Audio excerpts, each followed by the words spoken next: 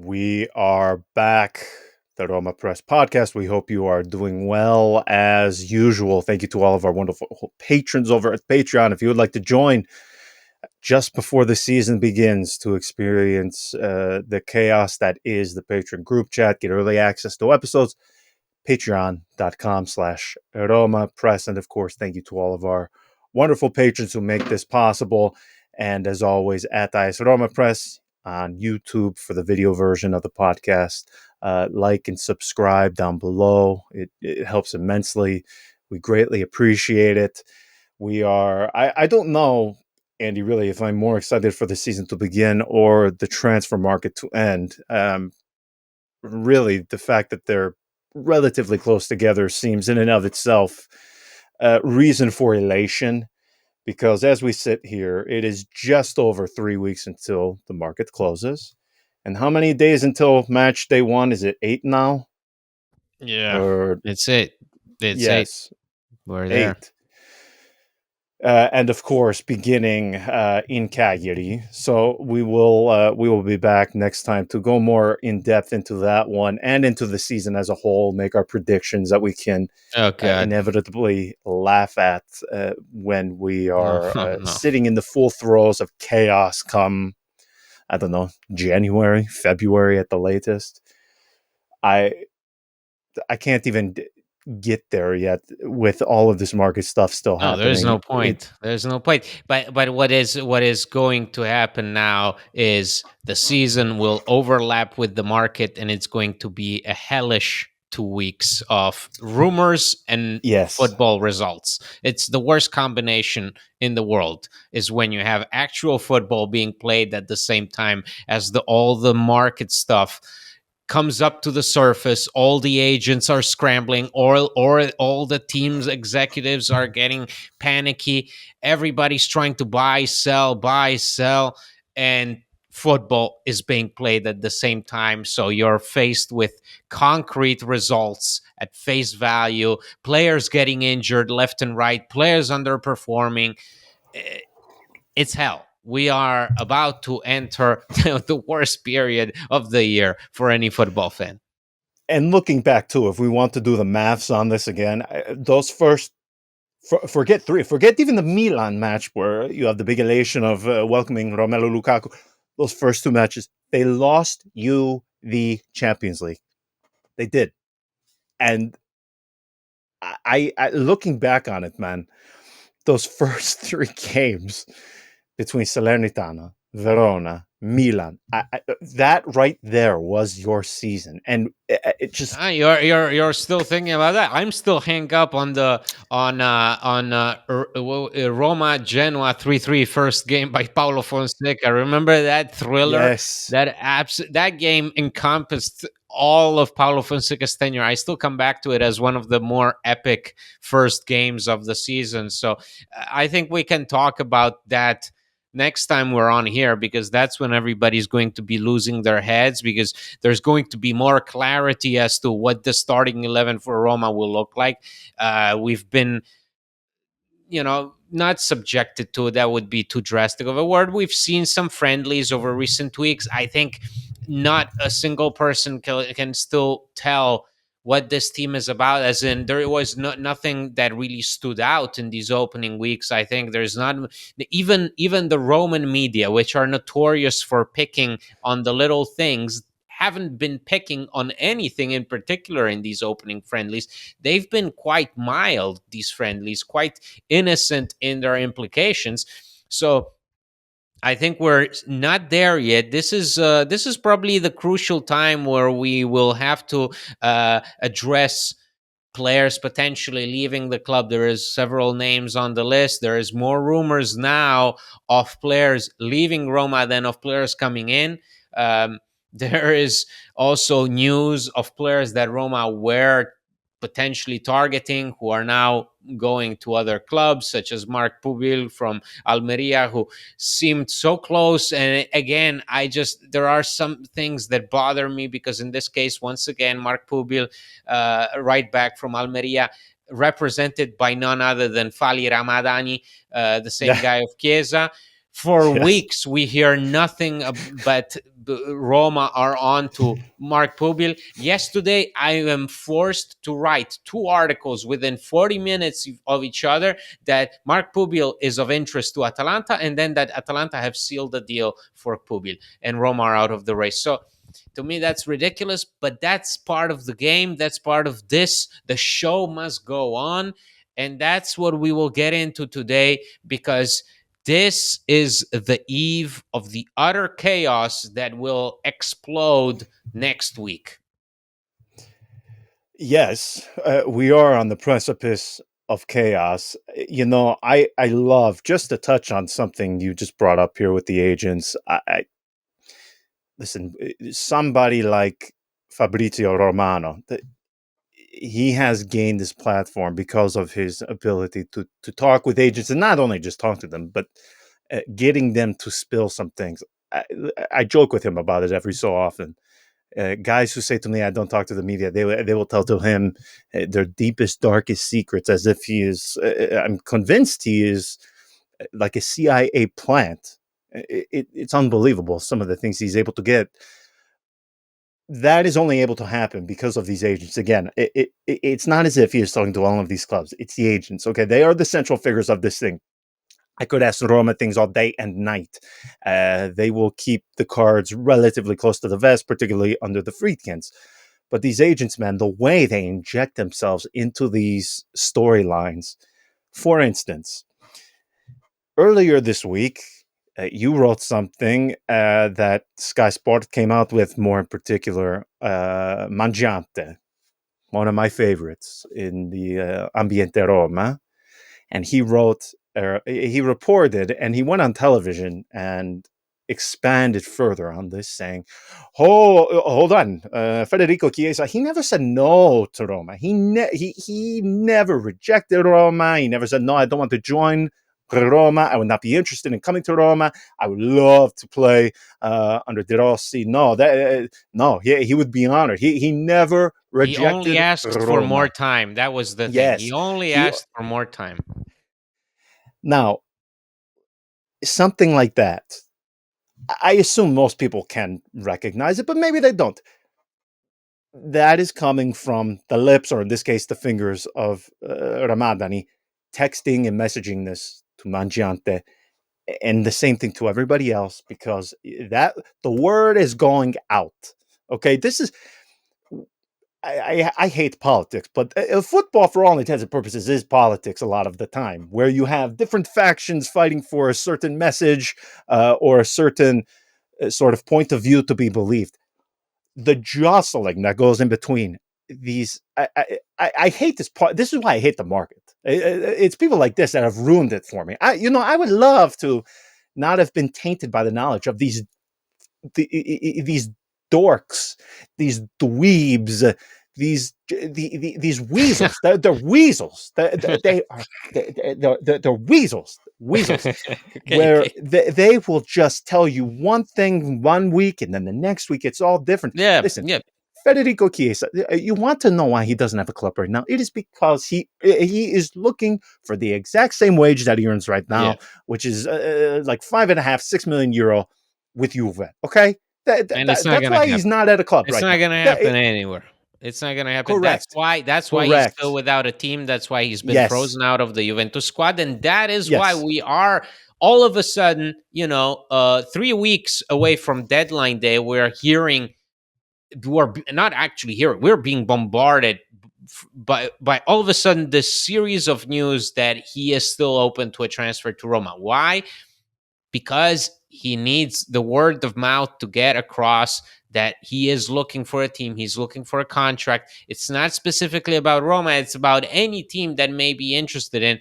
The message is, I'm available, I'm desperate, I'll consider anything. But that is why we said on the last episode, it's so refreshing to have someone like Dovbek's agent, because there you got all the facts straight out. No change in narrative. Everything was perfectly clear. Within 1 week, the message was always the same: we want to leave. We want to leave Girona. We have rejected Atletico. We want to join Roma. That was it. That was the message. With Chiesa, on the other hand, we are looking at a player who, I mean, he dug his own grave right now. That like that the hole he's in, he's dug it himself. He had Yes. plenty of time to address this. The fact that he was leaving Juve was made clear to him right after the season ended, right after Massimiliano Allegri was sacked. It was clear Federico Chiesa will not be part of the project. Chiesa wanted a big contract. Chiesa continues to want a big contract without realizing that teams are not ready to invest that kind of money in him. And a team like Roma, much less so, as because we know that they want to go in a different direction. And Chiesa is not, as things stand, with the demands that he has right now, Chiesa is not compatible with Roma's vision. Things may change. Chiesa may go from asking for 5.5 million to 3 million all of a sudden, and then you have to think about it. Sure, but the messaging that we get is ridiculous, primarily because it's the narrative that is being spun by Chiesa's camp, and that's it. That applies to so many other players, but Chiesa, I think, is the prime example of what goes wrong, what can go wrong if you're trying to draw a big contract. Yes, and if you were to ask, if you talk the way they speak now versus how they were speaking and talking to every single person in the media who asked it to them, now versus 6 weeks ago, it is as if you are talking to a different person. It's not as if it is not Ramadani anymore. It's like somebody inhabited his body. Because if you were to ask them about the situation in late June, they thought this would be taken care of immediately after the Euro. They thought this thing would be done. It would be easy. Always got interest from the Premier League. Oh, look, Bayern Munich, they're interested too. There's Inter, Roma. He's going to have his choice, a bevy of options at his disposal. That's not going to happen when you. I mean, initially he asked Roma 6 million euros. Okay, 6 million euros net. That's not going to happen. It's just not going to happen. And if you continue to do this thing, and this is where agents, it bothers me, because in in the end, it is the player who takes, for the most part, the criticism. It is them who takes the blame. They draw the ire of supporters of other teams that they are being linked to. Just When look really at it is Cup the Miners. Just look at Cup Miners in oh my Atalanta. The guy yeah, refusing to train, despite having a contract there, refusing to train, refusing to show up at training camp because he wants to go to Juve. But that decision alone is not up to the player himself. That's up to also the correct. agent who advises him on what to do, on how the dynamics of the market work. It's a I must say, the transfer market can be fun, but it can also bring out the worst in this sport, because you're Yes. confronted with teams that are paying obscene amounts of money, by players who are requesting obscene amounts of money, by agents who advise players to do the worst kind of stuff, by the media circulating the most ridiculous rumors and passing them off as truth and the gospel. And it's just that is why I'm saying, with the season approaching, we're about to have these two worlds of the football being played and the football taking place off the pitch as well, clashing into each other, and that's the worst combination you can possibly get.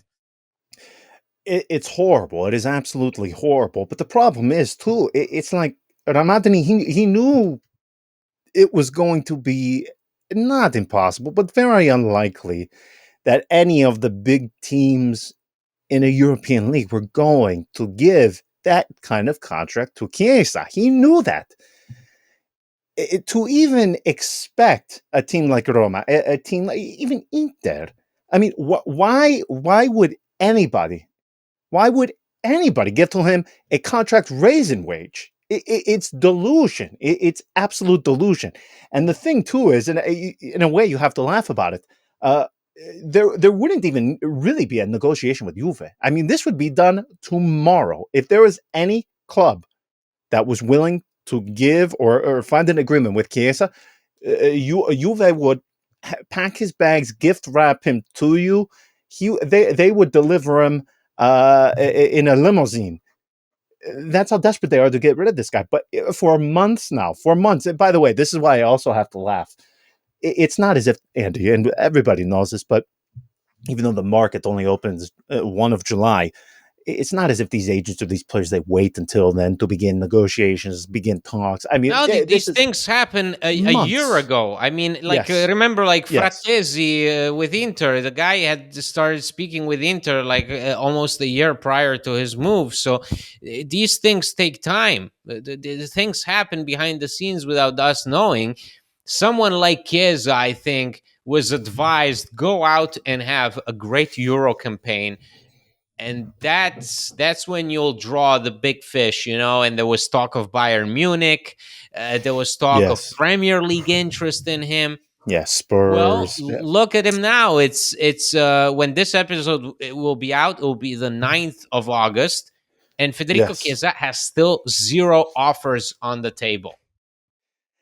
Right, and again, you can tell the level of desperation when you have Ramadani telling to everybody, "Hey, by the way, just to put it out there, because that's the thing when they send these kinds of messages, they know with just like that, it will be published within minutes. So you can tell what the desperation level is when you have Ramadani messaging to everybody, hey, by the way, he doesn't reject Roma. Just to be very clear, he just asked for more time. He never said no to Roma. And Well, for all what about when you start hearing about the details of a potential deal with Juve, and you start hearing these rumors of that we wanted to touch upon this. The latest rumors are Roma are looking at Brian Cristante and Stefan El Shaarawy as potentially two outsiders who could be involved in a deal for Chiesa. Those are the latest whispers that have gained traction in Italy, is that Roma may be ready to part ways with Cristante or Stefan El Shaarawy in a package deal for Chiesa. right, yeah, and What do you say to if that, John? if my grandmother had wheels, she would be a bike. Like that, that's what I say to that. Yeah, yeah, I the mean, come cooking on. show. It's listen, that's not going to happen for other reasons being uh go look or Google very quickly. I know you know this, but everyone can go to like campology.com and just see what El Sharawi makes, and you tell to me if even for one season Juve would be willing to match that, because I can tell you the short and simple answer is no. Okay, it's a no. I, What about I Cristante? What are we? come on, no, How are we feeling about no. Cristante No, going to no, Juve? no, no. Yeah, right. Roma are going to sell one of their most integral pieces. A guy who I have not hidden my. We have criticized him a lot on here only because he is just Have we? so. I don't remember Not, if not, I not think you've just. recently, but years I ago. think Just you've just criticized them for looking Canadian. That's all. I don't think you've. yeah, he's just so ordinary and unassuming of a person. It would never occur Okay. to you passing this guy like on the metro or The something that he's one of footballer, the most yeah, integral pieces footballer. of a professional football team. But no, I mean, come on, But that's not going to you know, happen. that comes from the fact that it's been going around lately. I think Filippo Biafora, who's a friend of the show, has said numerous times, and on Twitter people love to chat with Biafora, because Biafora is very selective in the kind of tweets he sends out, and in the kind of messages that he responds to. And Yes, he's doing the thing. He's copying where, and he said, like, I just say okay to people when they yeah. respond to anything I report because they give me an opinion on something that I And say out he there. I just instead say he okay. engages. No, he engages. Yeah, He well, engages. no, he engages now. He's doing this thing where he's doing it with the only the I don't I know think if he's there are bots or not I think where he's they just put being very OnlyFans. polite. I think he's very being Yeah, very polite, yeah, yeah. and Click in here to his see my nudes. Yeah, and yeah. in He says, in his answer to one of the question, when someone asked him, so what about this Cristante news that Cristante may be leaving Roma? Biafra said there's no such thing as an unsellable player for Roma. Um, and I think in this case, it could be true to an extent that, sure, I mean, if someone were to come to Roma and say, listen, we're going to give you this X amount of money for Brian Cristante, now obviously Roma would have to think about it. But I really doubt, and that applies, I think, to just about anybody, with perhaps with the Yes. exception of Miles VR and Evan Dika, because they're sort of like the two players that Roma have discovered in recent years that have the potential to be sort of long term pieces. But that's a long way off from saying, well, Cristante will just be included in a deal for a player that, like in Chiesa, I think will struggle to leave for that.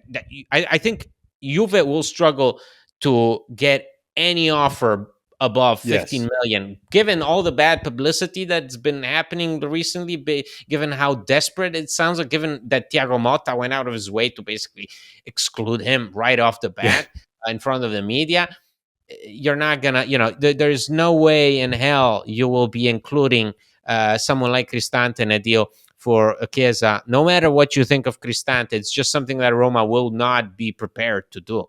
um, just like the rumors of Milan, for whatever reason, offering both Salzmakers and Okafor for Tammy Abraham. It doesn't work like that. It just doesn't work like that. There are obviously players that may interest Roma, as in someone like Okafor, can perhaps address Roma's need for a dynamic winger, a guy who can come off the bench, score, versatile because he can also play as a Multiple striker. roles. Yes. Sure, great, but that's not the way the market functions.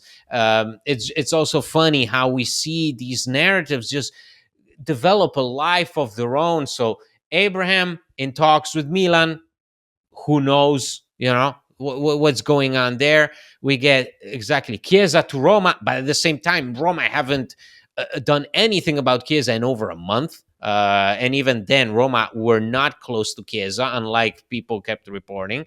So we have this Mark Pubil situation. Mark Pubil goes to Roma. Mark Pubil goes to Roma. Roma to meet with his agent. Roma to meet with his agent. And then guess what? Mark Pubil goes to Atalanta. So now we're faced with the series of players who could leave. And we're looking at the usual suspects: Rick Karsdorp, Chris Smalling, Ebrima Darbo, Marash Kumbula. Those are like the main names to potentially leave Roma. But will they? That's the question, because someone like Rick Karsdorp, even if he's in talks with a club like Besiktas, if Rick Karsdorp goes out of his way to demand 3.5 million euros, which, Not going I to mean, happen. it's not going to happen. Chris Smalling, same goes for him. If he goes out of his way asking left and right for 3.5 million euros, which is what he earns more or less, it's not going to happen. That's why I say this is the hellish part of the transfer window, where Roma must get really the dirty work done, because getting rid of players like Karsdorp, like Smalling, whose position at the club is still unclear. I cannot believe that Yeah. we have someone like him, who's a veteran, who's even featured in some of these friendlies with the captain's armband, but his future is anything but clear with Roma. And I think that's a player that the first offer that Roma were to get, he'd be out of the door within 2 seconds. And players like him, like Kumbula, they prevent you from actually reinforcing the team the way you would want to. Because as we know, over recent days, there's been rumors that Roma are interested in guys like Artur Tit of Rennes. They're interested in Loic Badet of Sevilla. So clearly, Roma are well aware of their need to add a strong defender that can be rotated with Gianluca Mancini, Evan Dika, someone who will not make you miss the starters and who could potentially threaten the position of certain starters in the team. So, but unless you get rid of the guys that you must get rid of, the guys that prevent you from making that qualitative leap, nothing's going to happen, and Roma will have their hands tied. Well, that's correct too, and that should also the reasons as to why we are having problems, or Roma are having problems getting rid of these guys, is exactly the reason why everybody, no matter how much you like Federico Chiesa, it's exactly why you should be apprehensive. The reason Roma are in this position, maybe not necessarily with somebody like Tammy Abraham, but most definitely with Chris Smalling, these bad contracts. This has been a theme at Roma. I mean, if we just go over the last decade, we can find so many. We can go down all of the hits. I mean, the Florenzi one still to this day irks me to such a degree that it feels like it should be classified as criminal activity. You can't be reckless no matter how much you want, Federico Chiesa, and even if it is at a cunt rate where you can get him for 10 to 15 million, you can't do it and hand to him enormous wages for 4 to 5 years, because doing so gives you what we have with Smalling. It is what we have with Spinazzola. You are Even Tammy Abraham, mind you, even Tammy Abraham, even Tammy Abraham, who's who's just not the player that we got at the time when we got him. Young, potential, everything, a huge fee, some of the biggest wages on the team, huge annual costs right now, and the production level is zero. Tammy Abraham is looking at not starting the upcoming friendly with Everton. Dovbyk will start most likely.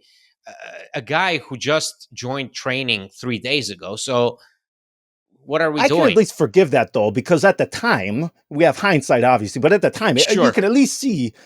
I mean, then I am My willing to Yeah, yeah, forgive. yeah, Even yeah. But even Kumbula, Kumbula. I mean, I'll never forget that but one, because I was on the phone with his agent. He said, I "No, no, no, remember no. when There's that nothing with happened. Roma. No, nothing It with happened Roma." in 20 minutes. Yeah, it happened in 20 minutes. It happened in It 20. was crazy. It was crazy. It But was insane. Yes, at the same time, you were getting a player with a huge, huge potential. who One of the everyone best wanted that young man. defenders in the league under Everyone. Juric. Yes, But it was crazy. The things that bother me is Karsdorp, who was renewed under yes, Thiago Pinto yes, until yes, yes, yes, yes, yes. 2025. Chris Smalling, Yes. who last season we took a gamble on him the same way we took a gamble on Stefan El Sharawi after a season where he was heroic.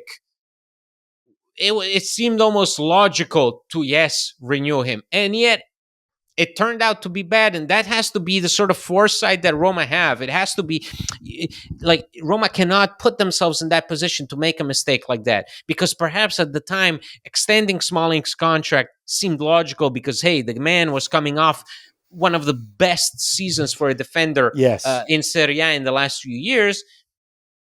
But there had to be some uh, awareness with regards to his age, his physical condition, because we saw what Smalling was capable of in terms of missing basically an entire season, which is what happened in his second year at Roma. He's What about we to be did, 35 years of age. Can you believe that? yeah, 35. and Oh it my hurts you. gosh. It hurts you. It prevents you from developing, and that's why with Chiesa one must be really careful, because it's all about opportunity. As in, I'm not saying it couldn't happen. Chiesa could happen, but for it to happen, the guy needs to lower his demands drastically. He needs to ask for a short-term contract, because Chiesa is on a bad knee, 26 years old, coming off a really, really disappointing season. Um, not not in a good moment. So this is not the kind of player that you sign thinking, well, he's gonna be part of your future. This is a player that you sign making him the face of the franchise at the moment in time. But Roma, I think, are far from that. As in, Roma are now trying to go in a different direction. They're not focusing on momentary solutions. And I think Chiesa, on the kind of wages that he wishes, would be more of a momentary solution to Roma's problems, namely not having qualified to the Champions League for the sixth time in a row. And I understand it is difficult at times, particularly in the midst of the market, when, those final days or those final weeks are here, they're waiting, and it's very clear that the team still needs something. I understand it is difficult to have the balance of looking 2 to 3 years into the future, of saying, okay, well, as much as I want this guy now, is this going to come back to haunt us in the following seasons?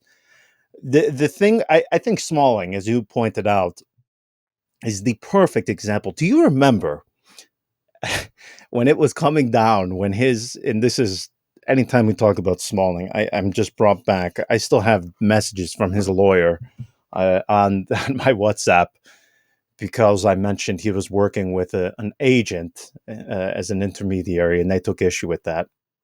Um, by the way, every player and agent works with intermediaries, so I don't know why they took issue with that. But anyway, do you remember how it came down literally to the final minutes, and there was even some question as to whether or not they No, sent that the was fax to yeah. Lega Serie A It on went time? overboard. They went overboard. It's just that the Friedkins sent Joe Pesci to take care of the situation. Yes. So yes, Roma did everything they could to sign Smalling, literally at the death, and Yes.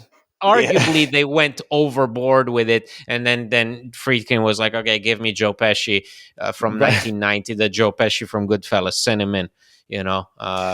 Get their ass." Yeah, it is.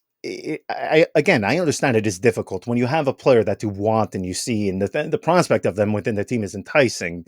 Having that calmness is very difficult. But man, I just look whether it be transfer, but usually the thing that is haunted Roma, and I've said this time and time again, really there is no sporting director that is free of blame, have been the renewals and the Smalling renewal, Karsdorp. Again, I would say this is probably the first summer, and I have to give full Yeah, credit to Gisolfi. yeah, It would have been so easy to give somebody like Spinazzola a cut rate sure. contract of even Prisoners with of the Napoli. moment. Yeah, Roma have been prisoners of the moment so many times. Like exactly with Karsdorp. Karsdorp. Remember, he's on the verge of joining Atalanta, and then Fonseca keeps him. Yes, And then he has a good season with Mourinho, and then nothing. But Roma become prisoners of the moment and find themselves renewing his contract in 2022 until 2025.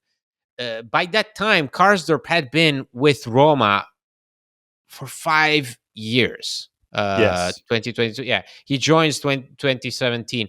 That that's insane to me. That like that's a decision that we make, and for fans, as fans, we can make those mistakes. As in a certain moment, we're like, we can be, oh, renew Karsdorp, but the club has to have the foresight. That's what a club like Atalanta does so well. Atalanta have been so good. You know why? Because they've not made their future dependent on a select number of players. They've changed players so often. Atalanta's transfers have been constantly revolving. There's not the starting lineup has been changing so much in recent years. Sure, you have a few players that have stayed, but mostly Gasperini and Percassi and the whole management at Atalanta, they've been rotating that squad like hell, which means that they've never made the mistake of putting themselves in a situation where financially they would not be able to sustain the weight right. of some of those contracts. So they don't consider players that have a good season or two vitally important, because they know that if they go out of their way and they find the right talent, they can emulate that just fine. The life goes on. At Atalanta, for example, life goes on. It'll be interesting to see if Bologna can also do that this year. If that's the case, of life goes on. But at Roma, it seems like we get trapped in the moment, and it feels like, oh, by nature we have to renew a guy who got 9 goals and 7 assists, or maybe got 3 4 assists. No, you have to have that kind of foresight if you want to be competitive in the long term. You have to understand that strength is in numbers, not in individuals. And that's what Roma so often have failed to grasp. Renewing Florenzi, renewing Karsdorp, sticking by to Leonardo Spinazzola, sticking by Chris Smalling. Yes, It's just, it doesn't work. Sticking by, you can argue sticking by to Cristante, sticking by is Nicola Zaleski. You find yourself in these situations with players who are giving you next to nothing, are earning huge wages, taking up space, and prevent you from making that qualitative leap that would allow you to get back to the objectives that you want to strive for. Yes, too. And by the way, that discipline, as you pointed out with Atalanta, that allows them to be in the position where they are about to make 4 to 5 times on their money on somebody like Cope Miners. They can wait and draw it out And as long just as they won a want, Europa League. Just won a Europa League. but not even that too. I mean, that puts them in a position where they lose Gianluca Scamacca, and within 1 week they have. I mean, if we Not are even a talking about week, John. 2 days. It was 2 days. to, 2 days. that entire Retegui. negotiation, yeah, It's not even, and it's not even about whether the money is well spent or not. It's about the quickness of the reaction, as in yes, we correct. can make things work. That's the thinking, is we can make it work, no matter who it is, no matter who gets hurt, who goes, who comes. We're gonna make it work. That's been their motto. That's why they've been successful. I find the teams like Milan, like even like Inter, to have made and Juve, for sure. Juve have renewed the contracts of guys like Rugani, Danilo, uh, getting caught up in the moment.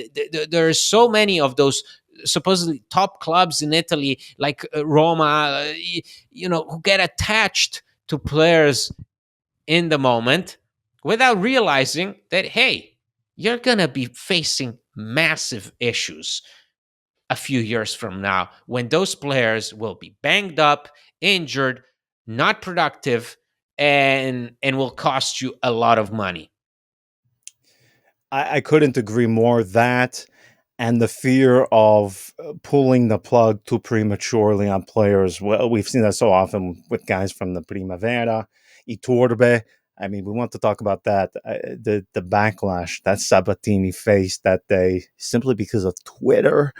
Oh, he has to go on his on his pre-match interview on Sky Sport and say, "Oh, no, no, no, no, no, no, no, we're not selling Juan Iturbe," simply because of backlash. Like at some points, and that's again, we are prisoners of the moment far too often, and it's not only supporters of Roma, but it's almost like that fear of not giving the guy the new Exactly. contract, the fear of not signing that Exact. guy. Yes, but the thing, John, is Sometimes it's it's fine okay for to us. just miss out. Sometimes, But the thing is, it's fine for us. It's fine for us to be prisoners of the moment.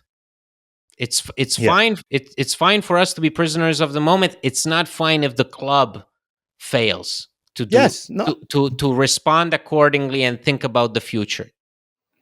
I couldn't agree more.